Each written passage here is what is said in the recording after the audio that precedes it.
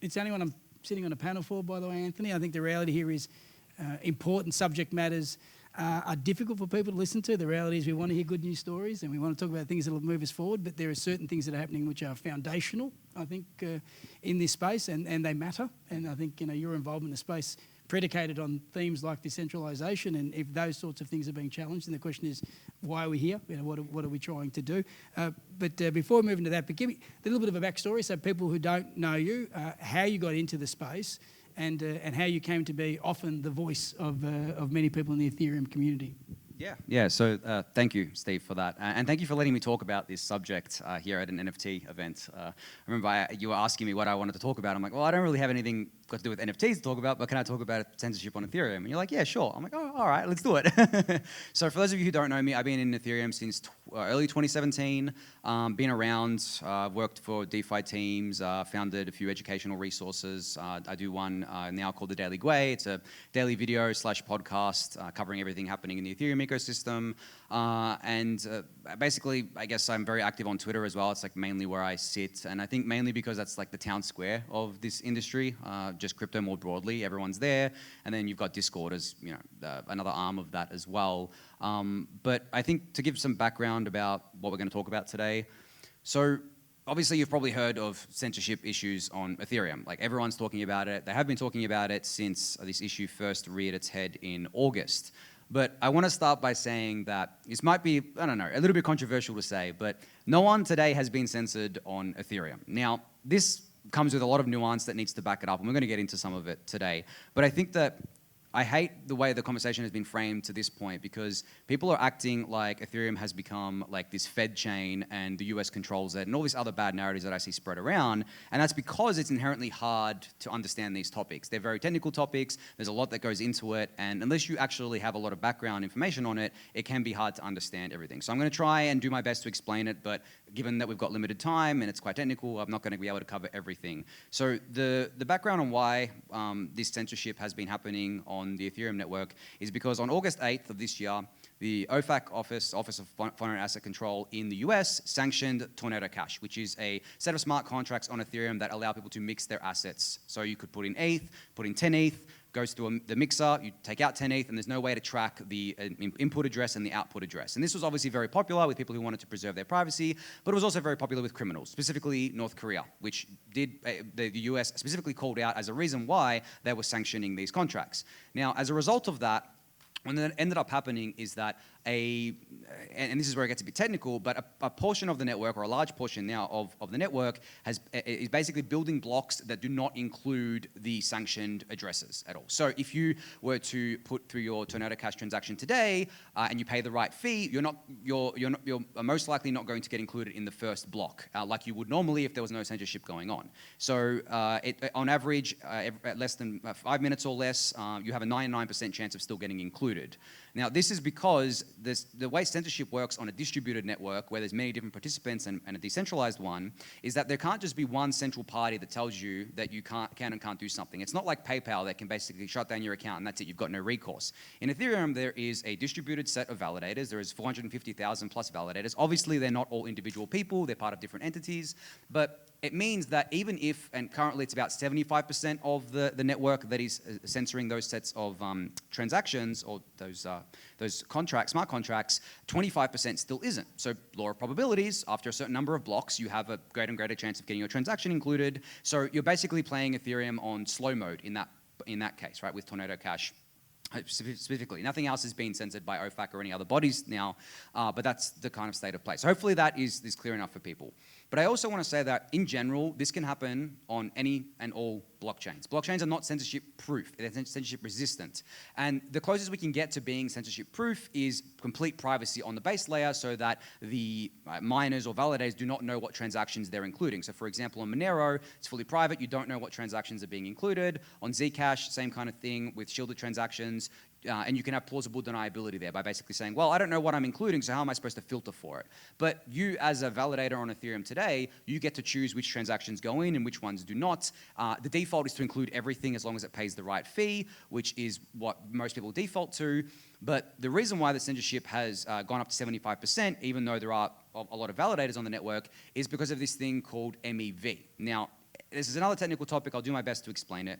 MEV stands for minor or maximal extractable value. It's basically the concept of extracting value from the ordering of transactions on the network. Now, because Ethereum is an expressive network and it has a lot of different types of transactions, it's not just sending ETH around, it's also smart contracts, Uniswap transactions, liquidations, all that sorts of stuff. There is value to be extracted there. Now, what MEV was prior, a few years ago, was pretty extractive on the network, pretty toxic for the network, and it was basically people would go around the network and pay miners directly to get their transactions included. So the solution to this was a software set created by a team called Flashbots. They created a software called MEV Boost, which is basically a way to democratize this process where it becomes an open market instead of a shady thing that people go around and do things with. So the way MEV Boost works from a higher level is that people basically bid against each other to order transactions in order to extract MEV. Now, where does this money go when they're paying this money to extract this MEV? Well, it goes to validators, but it goes through MEV Boost first, and there are things called relayers in the MEV Boost ecosystem which validators can talk to in order to extract that. Now, of course, these relayers are there's not 450,000 of them, there is like 8 or 9 of them, and half of them are censoring right now. So now you're seeing the picture of this is where the censorship came to be. Flashbots, the biggest relayer, has 70% penetration on relayed blocks, which means that 70% of relayed blocks are being censored just by Flashbots because they include that censorship list in their builder, and all the validators on there are basically building the blocks with that included.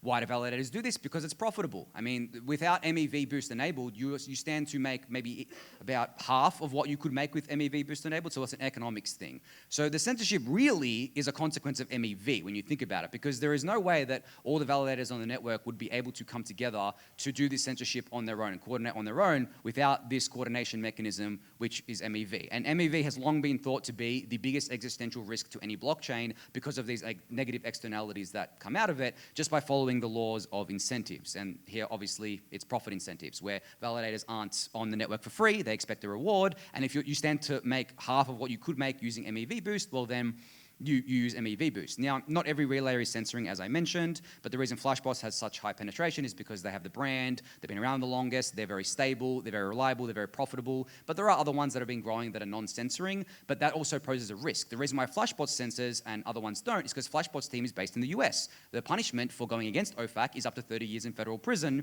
but OFAC has not said that that validators need to censor anything, they just said that US citizens can't interact with Tornado Cash. And then you get into the legal stuff and the murky stuff, which Steve is much more attuned to than I am, but that's basically the story. And I know I rambled on a little bit there, but hopefully that gives you the whole overview of how things came to be and how we're in this situation. And we're going to talk about what solutions are coming down the pipeline and stuff. But Steve, you talk to regulators and people in that area a lot more than I do. Like, have they been speaking about this sorts of stuff? And like, how do they actually think about it? Because the one thing that happened with the sanctions was that there was a chilling effect where even if you weren't in the US and you're still legally allowed to use Tornado Cash, the 90% of the volume and the value of Tornado Cash and the value in there disappeared because people got out. They're like, well, I'm not going to use this anymore. This has been, it's illegal for me to use this if I'm in the US, and people got scared to use it. So essentially, OFAC didn't need to legislate anything, or didn't need to ban anything. They had that chilling effect, which affected everyone around the globe. So taking that example, that can apply to anything, and it has applied to other things in the past, and it probably will in the future, given, I mean, things like the FTX collapse has got regulators worried and things like that. So it's not just the OFAC stuff and the sanctions, it's also regulations in general, and that's the way I kind of look at things. And if something isn't actually decentralized, it becomes much easier to control, obviously. So yeah, I'm curious for your take on all of that. Did you follow all of that? And I always enjoy trying to soak this in.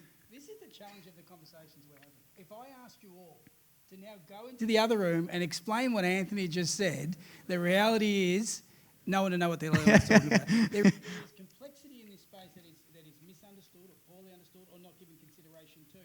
And the core of what Anthony's talking about is, does privacy matter? And it's kind of this big issue, which is it feels disassociated, but this technology is a path into this. Anthony's question about whether we're talking about it, government side and what the chilling effect is, the truth is they're not, because domain expertise does not live within government. And that's not a reflection in a bad way. The truth is, how does the government incentivise people to leave the private sector, to move to the public sector and do that. Oh, sorry. How do they? It's very unusual for me not to hear my own voice. The challenge there is, how do you incentivise people to move into the ecosystem? And the truth is you can't. So I recognise the challenge. So then ultimately you're dealing with the problem, which is no one has the domain experience. Or the reality is, Maybe your mic's bad. I think the mic might be bad. I think the domain experience is absent. So then how do you connect the dots into that conversation? And one of the conversations I had in the room adjacent to this was, how much time are you willing to put into this conversation? People will say privacy is important and censorship's important, and then they'll go back to what they're doing. So the challenge of the topics we're having now is who carries this message forward. So here's the alternative proposition to you, Anthony. Why does it matter? I mean, the reality here is I just want my transactions processed quickly. I don't care about the implications of this thing. I want it cheap. I want it fast. I want the throughput. I want to know it's verified, and I want to go back to my day job. Why should it matter to people more? Yeah, I'll give you that one. So right now it's Tornado Cash, right? And we all know they're not going to stop at Tornado Cash. They're going to go after things that they believe, for better or worse, are, in the US with OFAC, a threat to national security, regulators in general, just a threat to their own interests, right? And nation states generally. So the reason why it's not it's still bad, but Tornado Cash exists more in a vacuum on the Ethereum network where it didn't really compose with other apps, right? It was just a mixer that you would send assets into, get them out, and you'd mix it through. Whereas, let's say, for example, there was sanctions put on Uniswap. Uniswap is integrated with literally everything else on the network, right? All your RVers and your makers and people trading all these different things and all that sorts of stuff.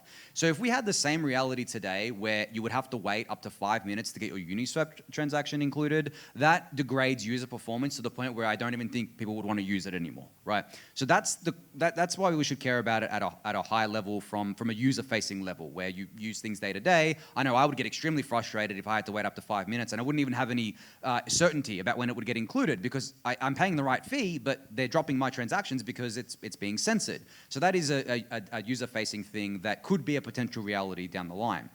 But if we're talking about the core of it and the core of a centralized body being able to, I guess, have this chilling effect and prevent people from preserving their privacy in the name of national security, well, that becomes a huge issue, and that obviously goes beyond crypto. And for anyone who has researched or studied the war for cryptography in the 90s and where the cypherpunk movement came from, there was a time when nation states around the world were considering banning cryptography, like just straight up banning it because it enabled people to have privacy, basically, right? Enabled people to do private digital communication. Now, obviously, that didn't happen, and cryptography has gone on to revolutionize the way we interact in the world. Everything you use is influenced by cryptography or uses it in some way. Your digital banking would not be possible without cryptography, for example, right? So I think as an ecosystem, we need to make regulators understand that it's the same thing, right? It's the same thing. We're building this new system on Ethereum.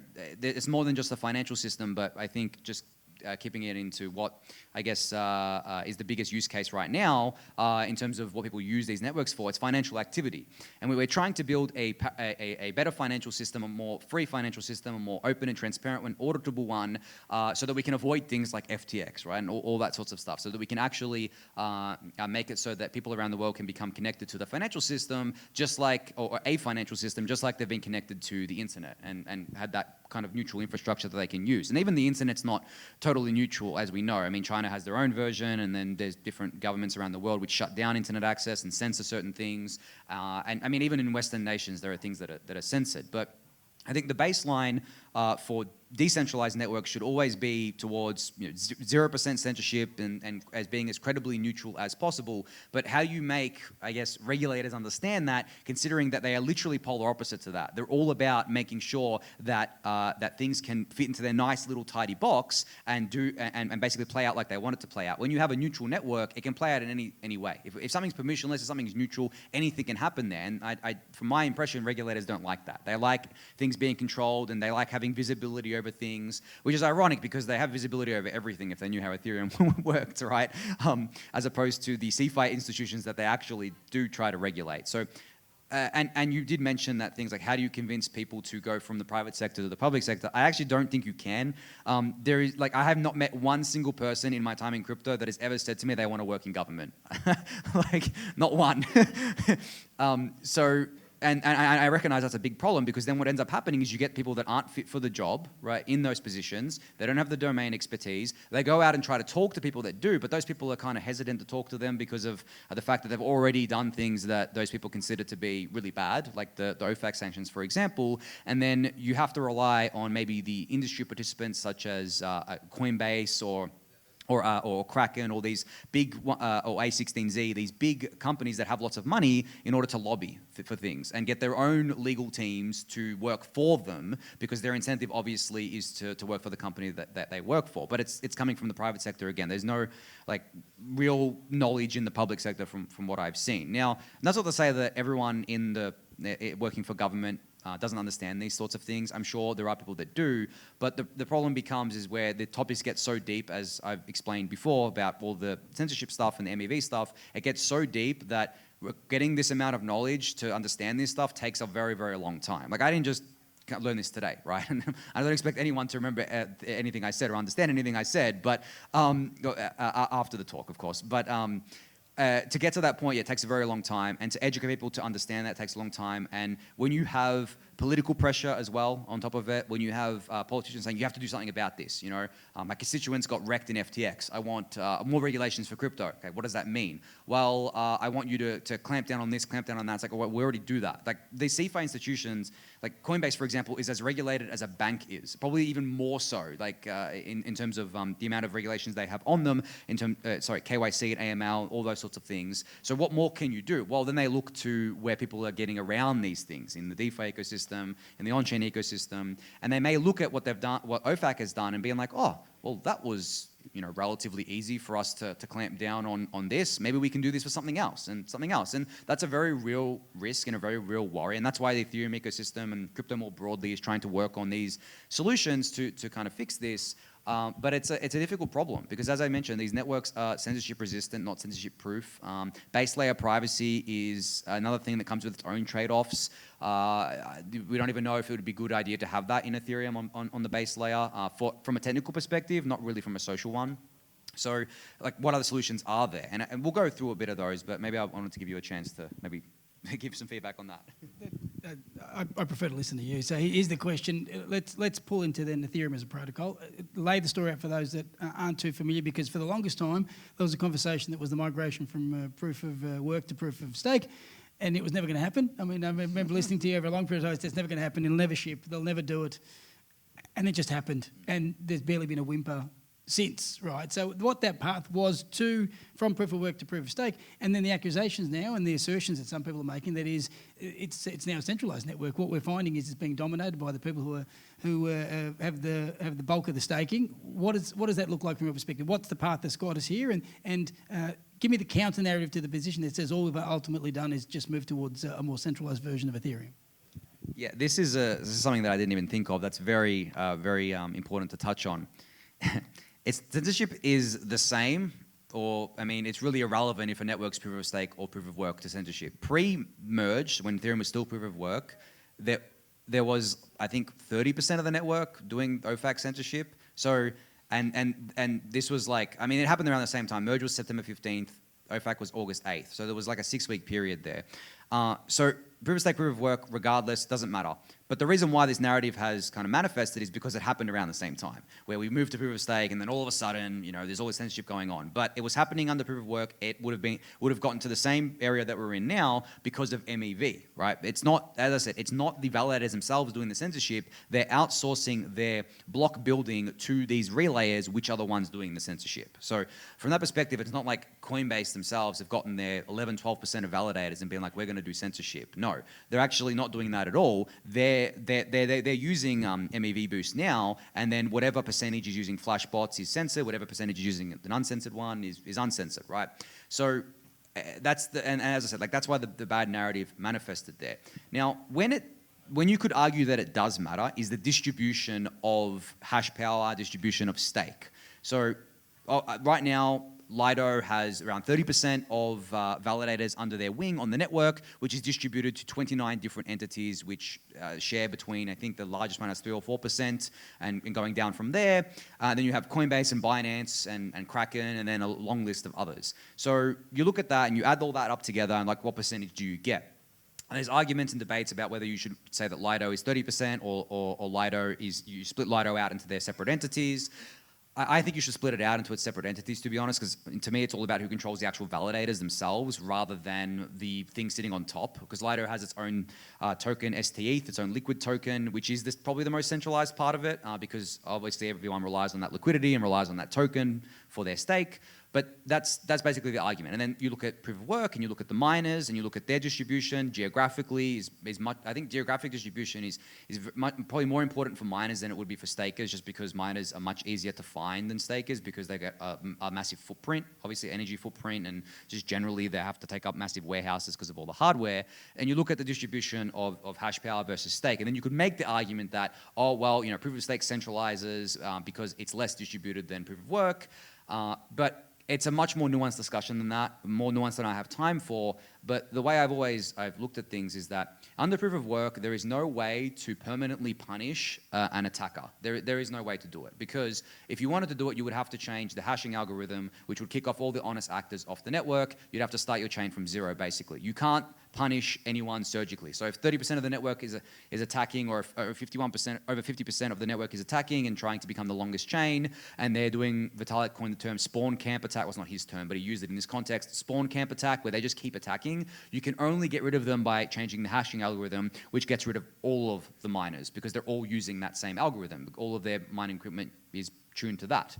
Whereas in proof of stake, and this is where the key difference is, I mean, obviously there's a bunch of different differences, but when it comes to attacks, and it comes to ways to punish bad actors, we have what's called slashing. And slashing comes in two forms. Slashing automatically when the protocol detects that you've done something wrong, such as you've double signed, or you've done what's called a surround vote, and there's some other things into that.